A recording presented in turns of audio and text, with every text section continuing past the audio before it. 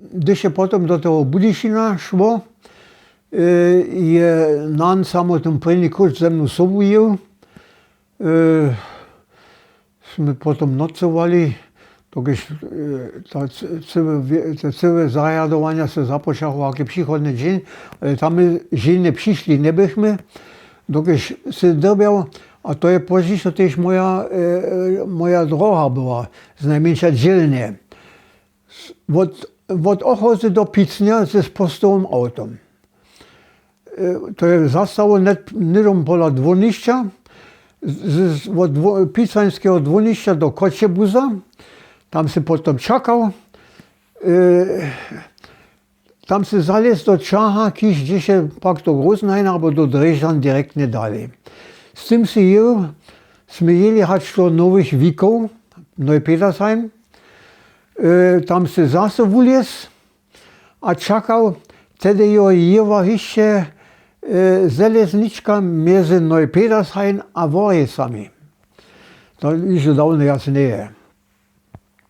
Tam se zase čakal, pon se do teje zalez, pon se ve Woricach byl, niže okolo Připoldnia, abo samo potom, pon se zase ve Woricach, ve Vojarecach na dvornišću sežal a čakal na ča do Budyšina.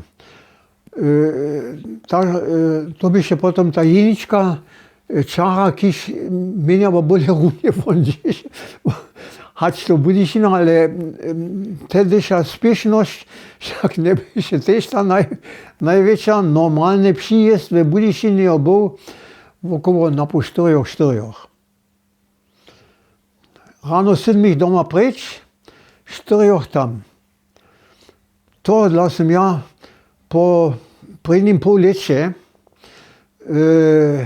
spočat nového leta, když je na leto se zase blížalo, započal jsem znanom se zhotovit takové staré klepotaté koleso, znamená, ale tak, že jsem mohl jeť. A jsem započal s tím jeť, jsem si říkal, tak dlouho, od 7 do 4, to se ty s kolesom spěšíš. A jsem první pospytný jezd činil, a opravdu já jsem byl od 7, když jsem z Ochozy odjel, okolo mezi 12 a 1 ve Budyšině. A to jsem celý čas činil. To by się tedy mój sport. Najskôr mi to niže nešto tiež prineslo, ja neviem. Ale z najmenša, ja nochcem ten čas niže zbrojiť a nochcem tiež zdubiť ten šulský čas.